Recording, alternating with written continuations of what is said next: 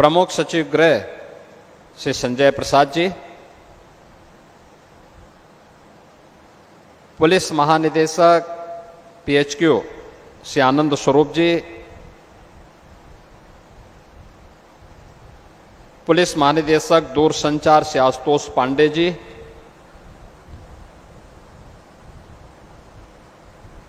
Police महानिदेशक भर्ती एवं प्रोन्नत बोर्ड CSB शिरोडकर जी, उत्तर प्रदेश पुलिस के सभी वरिष्ठ अधिकारीगण, नव चयनित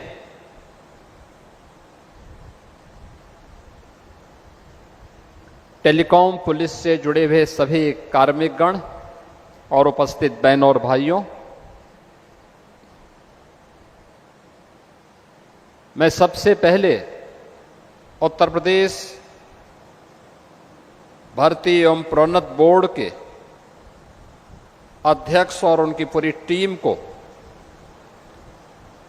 चयन की एक पारदर्शी प्रक्रिया को अपनाते हुए निष्पक्ष भर्ती की इस प्रक्रिया को सुसंपन्न करने के लिए हृदय से धन्यवाद देता हूं। मैं धन्यवाद देता हूं यहां पर डीजी टेलीकॉम और उनकी पूरी टीम को, जिन्होंने भर्ती प्रक्रिया की निष्पक्षता और पारदर्शिता को इस नियुक्ति पत्र के माध्यम से यहां पर प्रस्तुत करने का एक प्रयास आगे बढ़ाया है, और उत्तर प्रदेश पुलिस बल के महानिदेशक श्री राजीव कृष्ण जी और उनकी पूरी टीम को, जिन्होंने इसको ऑर्गेनाइज करने और इस कार्यक्रम को अन्य सभी भर्ती प्रक्रियाओं से जुड़े हुए आयोग और बोर्ड के लिए भी एक प्रेरणा का केंद्र बनाया है। मैं बधाई देता हूं आप सभी नवनियुक्त टेलीकॉम पुलिस के कार्मिकों को, जिन्हें आज यहां पे नियुक्ति पत्र वितरण का कार्यक्रम अभी संपन्न हुआ है। आपको और आपके अभिभावकों को, परिवार के सभी सदस्यों को मेरी हृदय से बधाई है, मेरी मंगलमय शुभकामनाएं हैं।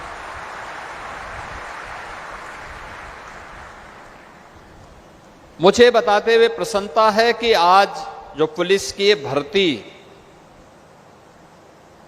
अब तक हम लोगों ने 2017 से प्रारंभ की थी, अब तक इस भर्ती को लेकर के हम देखें तो कुल मिलाकर के 2,17,500 से अधिक पुलिस कार्मिकों की निष्पक्ष और पारदर्शी तरीके से भर्ती की प्रक्रिया को उत्तर प्रदेश पुलिस बल ने संपन्न किया है। और ये आपके लिए भी एक गौरव का विषय है कि किसी भी राज्य की सिविल पुलिस से बड़े, सबसे बड़े पुलिस बल का आप हिस्सा बने हैं। तो इसके लिए भी मैं आप सबका हृदय से अभिनंदन करता हूं, आपको बधाई देता हूं। याद करिए 2017 के पहले की स्थिति क्या थी। भर्ती निष्पक्ष और पारदर्शी तरीके से नहीं होते थे, भेदभाव होता था, पैसे का लेन देन होता था, एक एक भर्ती पर बोली बोली जाती थी। परिणाम क्या था? नौजवान के हितों पर तो कुठाराघात होता ही था, साथ साथ प्रदेश की कानून व्यवस्था भी तहस नहस हो गई थी। प्रदेश में दंगों का दौर चला, प्रदेश में अराजकता थी, गुंडागिर्दी थी,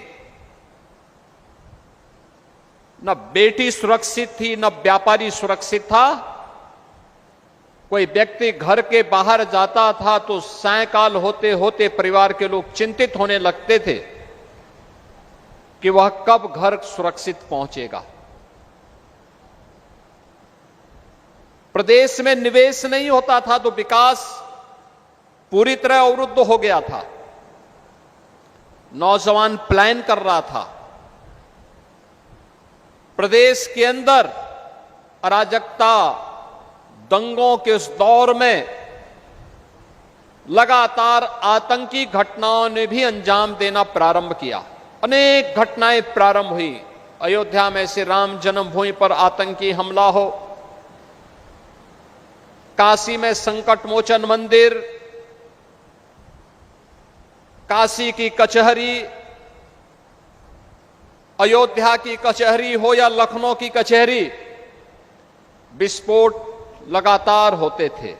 सीआरपीएफ कैंप रामपुर पर आतंकी हमला, ये उसी दौर की बात है जब निष्पक्ष भर्ती की प्रक्रिया को पिछली सरकारों ने अपनी राजनीतिक स्वार्थों के लिए बाधित किया था। परिणाम था उत्तर प्रदेश का नौजवान प्लान करने के लिए मजबूर हुआ था, हताशा और निराशा में जीने के लिए मजबूर हुआ था। भाई भतीजेवाद और परिवारवाद के बोलबाले ने न्यायालय को भर्ती की प्रक्रिया में हस्तक्षेप करने का अवसर दिया था और प्रदेश के नौजवानों के सामने पहचान का संकट आ खड़ा हुआ था। एक पहचान का संकट,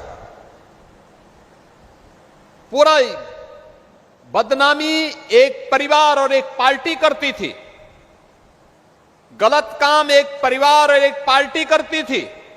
खामियाजा उस समय की 20 करोड़ की आबादी को भुगतना पड़ता था जब उसके सामने पहचान का संकट खड़ा होता था। और इसी अराजकता, गुंडागिर्दी, लंबे कर्फ्यू के दौर से गुजर रहे उत्तर प्रदेश में प्रधानमंत्री मोदी जी के आह्वान पर 2017 में जब हमारी सरकार आती है तो हम लोगों ने भर्ती की इस प्रक्रिया को ईमानदारी पूर्वक करने के लिए इस बोर्ड की सुदृढ़ीकरण के कार्यक्रम को आगे बढ़ाया और तय किया कि भर्ती की प्रक्रिया पूरी ईमानदारी के साथ होनी चाहिए। अगर कहीं भी किसी नौजवान के भविष्य के साथ किसी भर्ती बोर्ड और आयोग ने भेदभाव किया तो उनकी जवाबदेही तय होगी। किसी ने भर्ती की प्रक्रिया में सेंधमारी की तो उसकी 7 पीढ़ियों को फिर इस सेंधमारी का जवाब देना पड़ेगा और उसके परिणाम स्वरूप जो कार्रवाई उस समय हम लोगों ने प्रारंभ की, आज परिणाम है उत्तर प्रदेश देश के अंदर सर्वाधिक पुलिस की भर्ती और सरकारी नौकरी देने वाले राज्यों में उत्तर प्रदेश पहले नंबर पर आता है, अग्रणी राज्यों में है। 8.5 लाख सरकारी भर्ती हमने अब तक संपन्न की है। परसेप्शन बदला तो निवेश भी आया, सुरक्षा का बेहतर माहौल बना तो निवेश भी आया। निवेश के माध्यम से भी लगभग 2 करोड़ युवाओं को ले अपने जनपद में रोजगार की नई संभावना बनी। शासन की कार्रवाई कार्यक्रम अनवरत आगे बढ़े तो आउटसोर्सिंग से भी भर्ती की प्रक्रिया को एक नई दिशा वहां पर प्राप्त हुई। लगातार जो प्रयास प्रारंभ हुए, आज उत्तर प्रदेश देश के अंदर सबसे तेज उभरती हुई अर्थव्यवस्था के रूप में अपने आप को स्थापित किया है। लेकिन इसके लिए सरकार को कड़े कदम उठाने पड़े थे, मजबूती के साथ आगे बढ़ना पड़ा था। भ्रष्टाचार और भ्रष्टाचारियों के प्रति जीरो टॉलरेंस की नीति को अपनाना पड़ा था।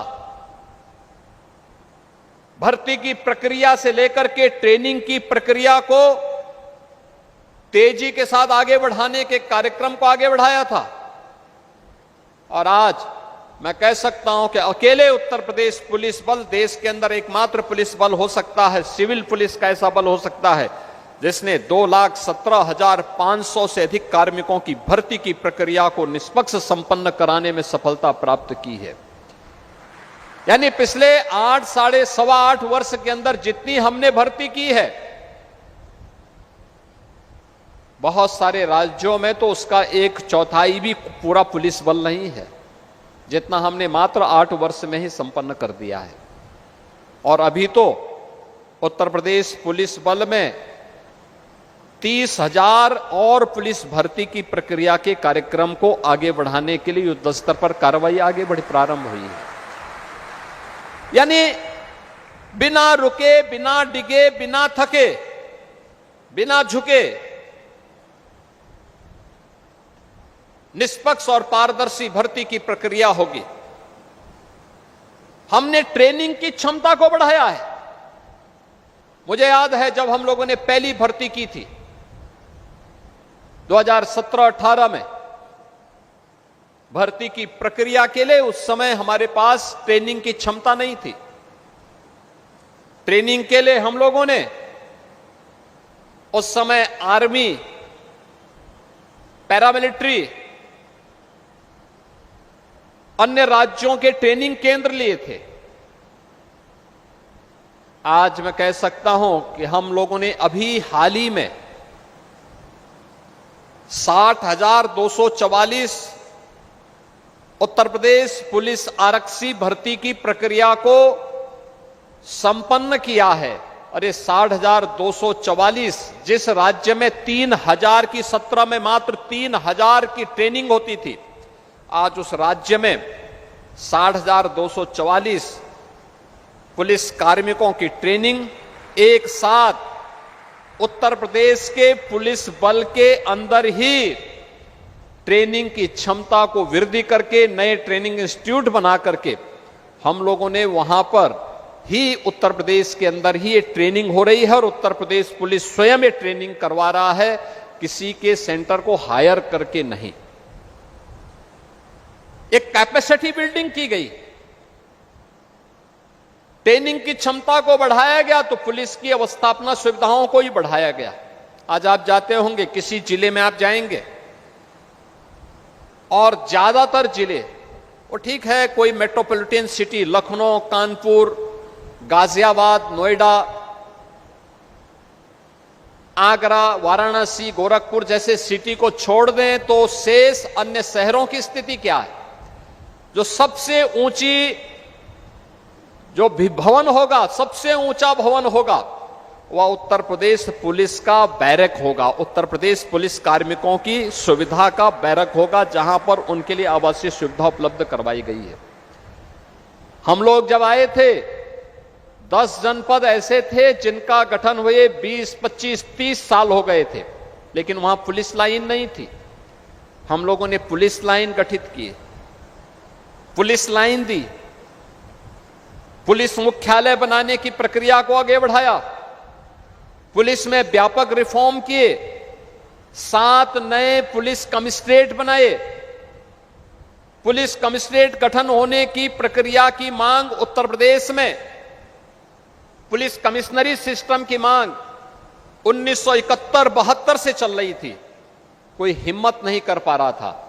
और जैसे ही सरकार आई, हम लोगों ने कहा निर्णय लेंगे, पहले चरण में 3, अगले चरण में 4 को हम लोगों ने एक साथ बना करके 7 जनपद वर्तमान में पुलिस कमिश्नरी सिस्टम के साथ जुड़ करके पुलिस के रिफॉर्म की सुविधा का लाभ उत्तर प्रदेश वासियों को उपलब्ध करवा रहे हैं। आज उत्तर प्रदेश पुलिस एक मॉडल बनी है। अपराध को कैसे नियंत्रित किया जाता है, दंगा मुक्त राज्य कैसे हो सकता है, अराजकता मुक्त राज्य कैसे हो सकता है, गुंडागिर्दी से मुक्त राज्य कैसे कराया जा सकता है। एक पक्ष यह हर व्यक्ति स्वीकार करता है कि हां सुधार हुआ है, व्यापक सुधार हुआ है, व्यापक परिवर्तन हुआ है, देश स्वीकार करता है, हर भारतवासी स्वीकार करता है। और अग्नि परीक्षा तब होती है जब कोई चुनौती आती है। महाकुंभ का आयोजन जिस भव्य और दिव्य तरीके से सकुशल संपन्न करने में सफलता प्राप्त की, परिणाम था उत्तर प्रदेश पुलिस का व्यवहार, उत्तर प्रदेश पुलिस की तत्परता, उत्तर प्रदेश पुलिस बल के द्वारा उस समय दिखाई गई संवेदनशीलता।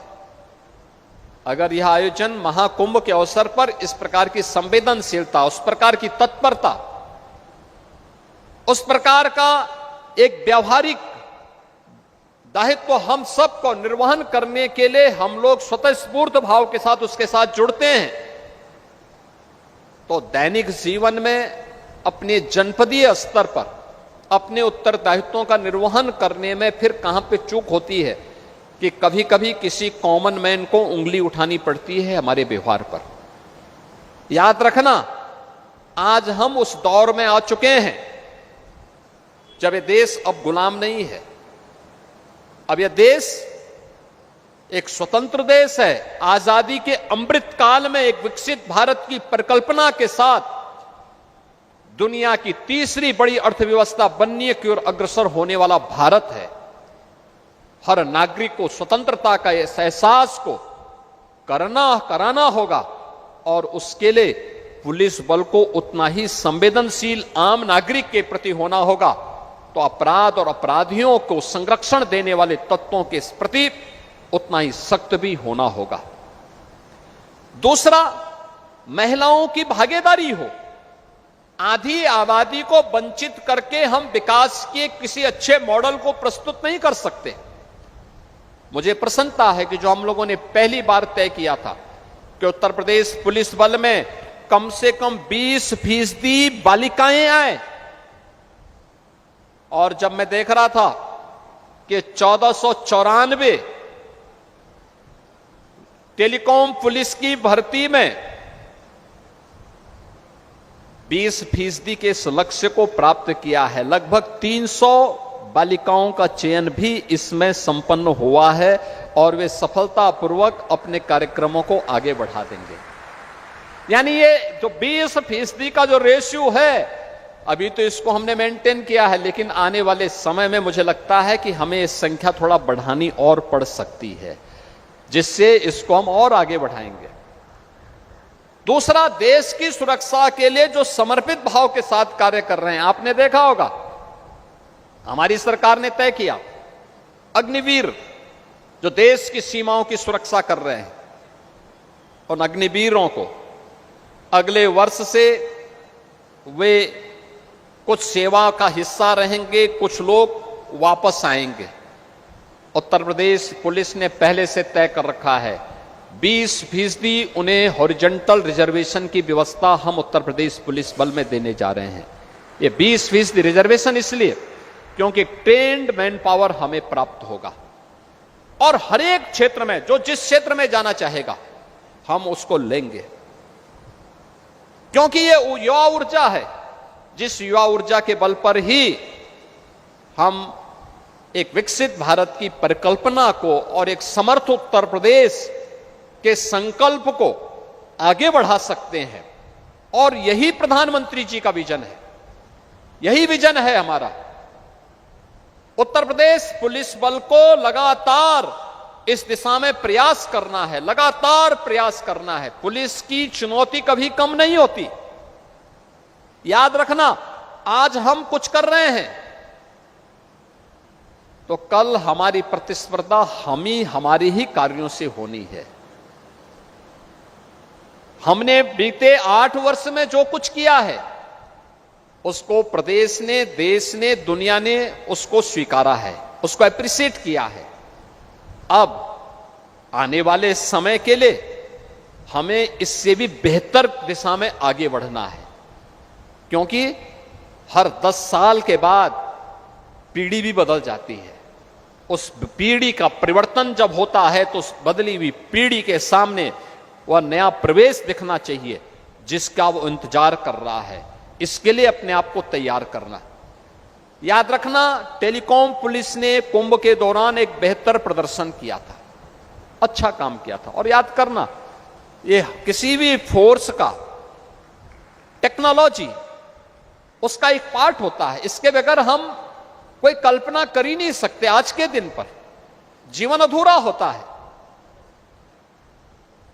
टेलीकॉम पुलिस कम्युनिकेशन का एक माध्यम है। याद रखना, दुनिया के अंदर कम्युनिकेशन एक सशक्त माध्यम है सूचनाओं का आदान प्रदान करने का, और खासतौर पर तब जब यूपी जैसा राज्य हो, 25 करोड़ की आबादी के राज्य में इस चुनौती का सामना करना हो।